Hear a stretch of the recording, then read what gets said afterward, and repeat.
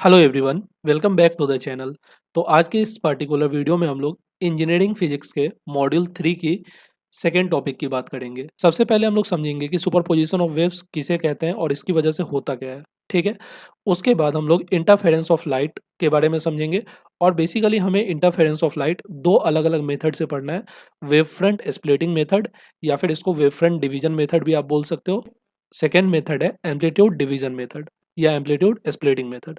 ठीक है। तो सबसे पहले हम लोग सुपरपोजिशन ऑफ वेव्स को समझने की कोशिश करते हैं, उसके बाद हम लोग इंटरफेरेंस ऑफ लाइट के बारे में पढ़ेंगे। चलिए अब हम लोग समझते हैं कि सुपरपोजिशन ऑफ वेव्स किसे कहते हैं। तो लिखा है the superposition of waves is a fundamental idea in physics that explains what happens when two और मोर वेव्स ओवरलैप। मतलब दो या दो से ज़्यादा वेव आपस में ओवरलैप करेंगे तो किस टाइप का रिजल्टेंट बनेगा, मतलब किस टाइप का रिजल्टेंट वेव का फॉर्मेशन होगा। यही चीज़ सुपरपोजिशन ऑफ वेव्स में हमें देखने को मिलता है। इस चीज़ को और भी डेप्थ में समझेंगे। एग्जाम्पल के लिए आप यहाँ पे देख सकते हो दो अलग अलग डिफरेंट वेव्स है, एक वेव ब्लू कलर में है, एक वेव रेड कलर में। ठीक है। दोनों वेव कहीं ना कहीं फेज में है ना। तो ये दोनों वेव आपस में जब ओवरलैप करेंगे, है ना, ये वेव इस पे सुपर इम्पोज होगा तो एक ग्रेटर वेव का फॉर्मेशन होगा। मतलब एक ऐसा रिजल्टेंट वेव बनेगा जो इन दोनों वेव के जो डिस्प्लेसमेंट है उसके सम के इक्वल होगा, अलजेब्रिक सम के इक्वल होगा। ठीक है। जैसे मान लिया कि हमने ये y में 2x के इक्वल है, ठीक है, और y में ये भी डिस्प्लेसमेंट 2x के इक्वल है। ठीक है। तो ओवरऑल जो इस वेव का एम्पलीट्यूड होगा वो कहीं ना कहीं y में 4x के इक्वल होगा। ठीक है। मेरे कहने का मतलब आप समझ पा रहे होंगे। सिमिलरली यहाँ पे दो अलग अलग वेव है, ये कहीं ना कहीं आउट ऑफ फेज है, मतलब कि इनका फेज इंटायरली डिफरेंट है। तो जब इंटायरली डिफरेंट फेज वाले वेव मिलेंगे तो कोई भी वेव का फॉर्मेशन यहाँ पे नहीं होगा, है ना। ऐसा जरूरी नहीं है हमेशा कोई भी वेव का फॉर्मेशन नहीं हो, लेकिन जब इंटायरली अपोजिट वेव है तो उस केस में यहाँ पे कोई वेव का भी फॉर्मेशन हमें देखने को नहीं मिलता है। ठीक है। इस चीज़ को और भी इन डेप्थ में हम समझते हैं। तो यहाँ पे बोला गया है the phenomena where multiple waves that can be mechanical और इलेक्ट्रोमैग्नेटिक वेव्स। देखिए यहाँ पे मैकेनिकल वेव में जो अपना एग्जांपल है वो साउंड वेव आता है और वाटर वेव आता है। ठीक है। और इलेक्ट्रोमैग्नेटिक वेव में जो एग्जांपल है वो लाइट वेव का आता है और रेडियो वेव का आता है। ठीक है। तो लिखा है the phenomena where multiple waves that can be mechanical और electromagnetic combine in a medium. मतलब जब भी मैकेनिकल वेव या इलेक्ट्रोमैग्नेटिक वेव किसी एक मीडियम में कंबाइन करते हैं, है ना, to form a resultant wave, एक रिजल्टेंट वेव फॉर्म करने के लिए whose displacement is the algebraic sum of individual wave displacement. हमने क्या बोला कि जो रिजल्टेंट वेव होगा उसका जो डिस्प्लेसमेंट होगा वो अलजेब्रिक सम होगा इंडिविजुअल वेव डिस्प्लेसमेंट के। जस्ट हमने पीछे में देखा था अभी, यहाँ पे आप देख सकते हैं कि इसका डिस्प्लेसमेंट 2x था और इसका भी डिस्प्लेसमेंट 2x था। तो इंडिविजुअल इंडिविजुअल 2x डिस्प्लेसमेंट था। ठीक है। तो ओवरऑल 4x के बराबर अपना डिस्प्लेसमेंट हो गया कहीं ना कहीं। ठीक है। तो यही चीज़ को यहाँ पे बोला जा रहा है। आगे लिखा है due to this superposition of waves we can observe phenomena of interference of waves. मतलब इसी सुपरपोजिशन ऑफ वेव्स की वजह से हम लोग इंटरफेरेंस ऑफ वेव को समझ पाते हैं। ठीक है। और इंटरफेरेंस ऑफ वेव हो सकता है कंस्ट्रक्टिव इंटरफेरेंस या डिस्ट्रक्टिव इंटरफेरेंस। ठीक है। कंस्ट्रक्टिव इंटरफेरेंस में क्या होता है, दो वेव्स मिलते हैं और एम्पलीट्यूड ज़्यादा हो जाता है। जैसे यहाँ पे एम्पलीट्यूड 2x के इक्वल था और इसका एम्पलीट्यूड 2x के इक्वल था और दोनों सेम फेज में थे। ठीक है, इन फेज थे, तो कहीं ना कहीं एम्पलीट्यूड 4x के बराबर हो गया, है ना। वहीं पे यहाँ पे एम्पलीट्यूड 2x है और यहाँ भी एम्पलीट्यूड 2x है, लेकिन आउट ऑफ फेज है तो एम्पलीट्यूड 0 हो गया, है ना। तो ये डिस्ट्रक्टिव इंटरफेरेंस हो गया और ये अपना कंस्ट्रक्टिव इंटरफेरेंस हुआ। ठीक है। ऑल्दो अभी तो हम लोग सुपरपोजिशन को समझ रहे हैं, लेकिन एक बारी हम लोग ऐसे ही देख लिए, है ना। नाउ अगर हम सुपरपोजिशन ऑफ वेव्स को अगर समराइज करना चाहें तो हम बोल सकते हैं according to superposition principle the total effect at any point in the wave is simply the sum of individual wave displacement.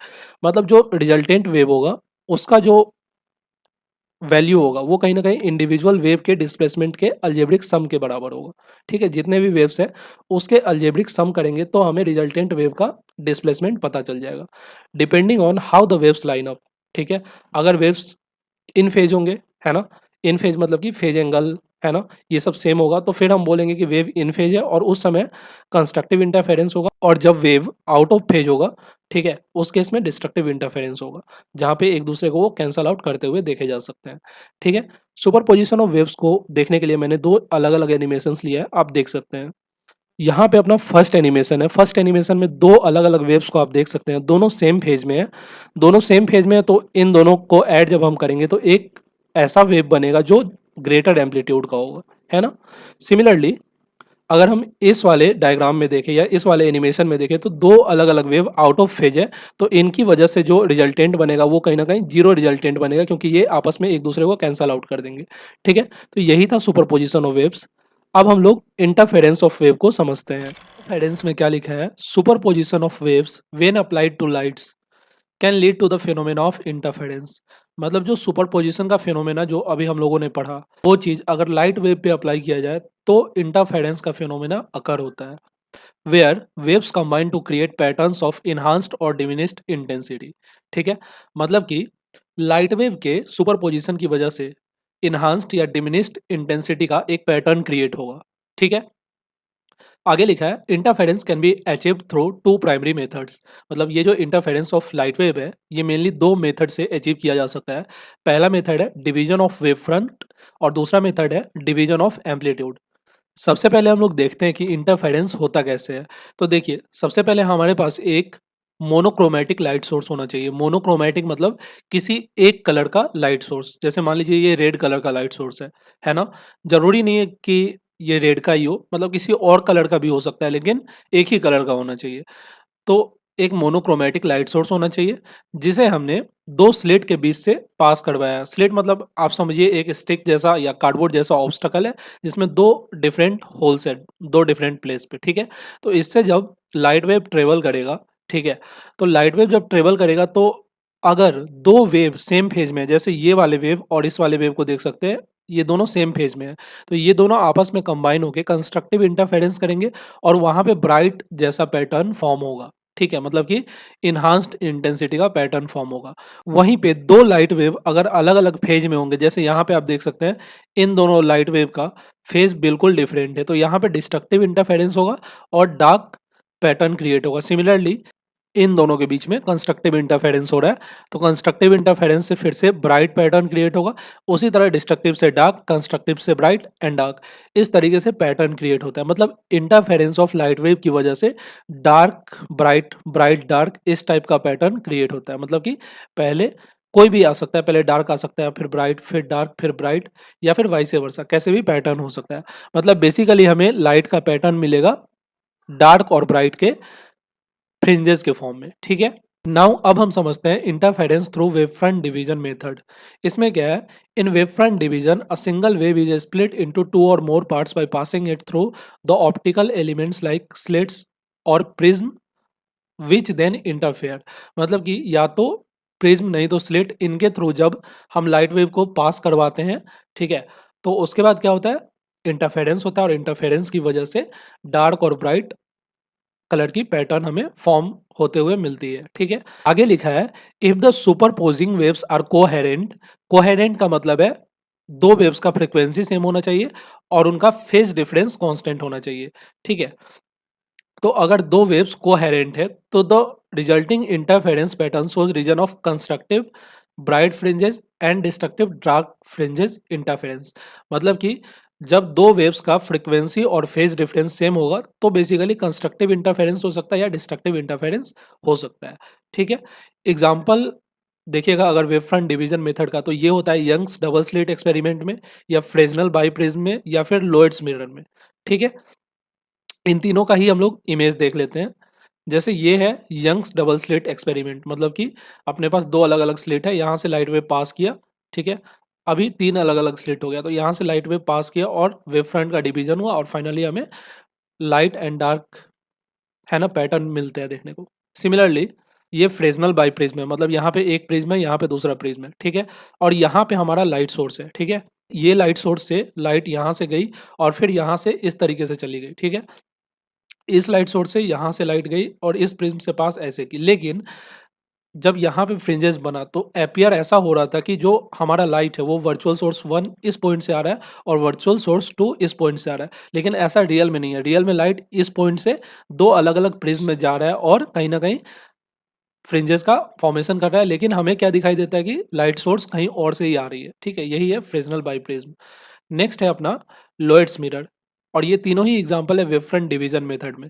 लोएट्स mirror में क्या है, जैसे मान लीजिए यहाँ पे आपका एक बल्ब है, ठीक है, और यहाँ पे एक प्लेन मिरर है, ठीक है। तो ये बल्ब से क्या होगा, लाइट ऐसे भी सीधे जा सकती है, ऐसे होके मतलब कि मिरर के स्टार्टिंग से होके ऐसे जा सकती है, या फिर मिरर के एकदम एंड में जाके मतलब आप स्ट्रेट लाइन यहाँ पे खींच सकते हो, ऐसे जा सकती है, ठीक है। तो ये जो जहाँ से ये रिफ्लेक्शन हुआ, पहला रिफ्लेक्शन हुआ ये, और जहाँ से लास्ट रिफ्लेक्शन हुआ ये, और ये जो प्लेन मिरर से लाइट हो रहा था आ रहा था ये तीनों मिलके लाइट और डार्क फ्रिंजेस बनाएंगे, ठीक है। इस तरीके के पैटर्न हमें फिर से देखने को मिल जाएगा, ठीक है।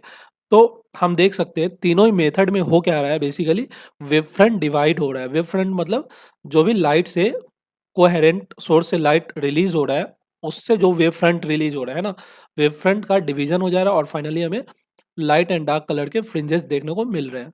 तो ये था अपना interference through wave front division method, ठीक है। Now moving to the next topic, interference through amplitude division method. Amplitude division से क्या समझते हैं, मतलब उसके इंटेंसिटी में डिवीजन हो जाएगा। This method involves splitting the amplitude intensity of A light wave into reflected and refracted components using partial reflection and refraction at a surface. मतलब बेसिकली एम्पलीट्यूड डिवीजन मेथड में दो अलग अलग सरफेस होगा जहां से रिफ्लेक्शन हो रहे होंगे और रिफ्रैक्शन हो रहे होंगे सेम टाइम पे। ध्यान देने वाली बात यह है, द रिफ्लेक्टेड एंड ट्रांसमिटेड या refracted beam travel different paths and then interfere. मतलब रिफ्लेक्टेड रे और ट्रांसमिटेड रे, है ना, या फिर रिफ्रैक्टेड रे, दोनों अलग अलग पाथ को फॉलो करेंगे लेकिन बाद में वापस से मिलके इंटरफेरेंस पैटर्न क्रिएट करेंगे।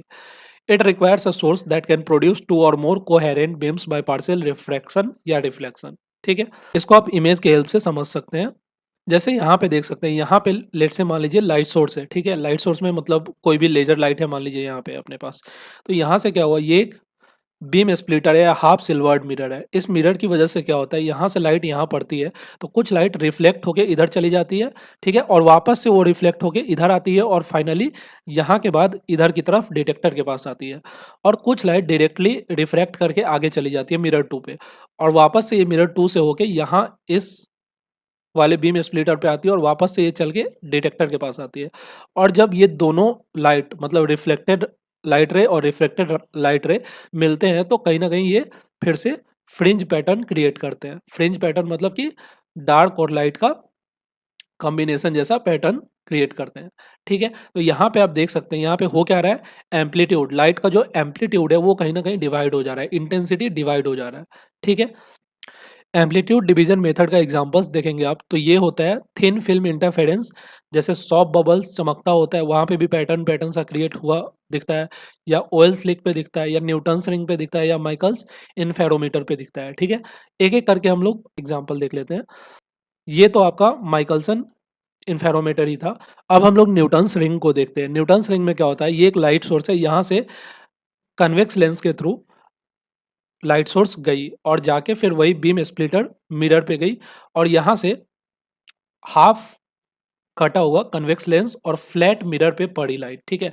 इसकी वजह से क्या हुआ, कुछ लाइट रिफ्लेक्ट और कुछ लाइट रिफ्रैक्ट करके वापस से इस बीम स्प्लिटर पे पड़ती है और वापस से लाइट कहीं ना कहीं इंटरफेरेंस पैटर्न क्रिएट करती है और फाइनली हमारे पास यहाँ पे भी एक कन्वेक्स लेंस जुड़ा होता है जिसकी वजह से हमारे पास कुछ ऐसा लाइट डार्क का सर्कुलर अरेंजमेंट देखने को मिलता है जैसा आप यहाँ पे देख पा रहे हैं, ठीक है। तो ये एग्जांपल था न्यूटन्स रिंग का interference through amplitude division method में, ठीक है। Thank you guys for watching this video. I hope कि इस वीडियो से आपको super position of waves and interference of light के बारे में आइडिया लगी होगी। मिलते हैं आपसे नए वीडियो में।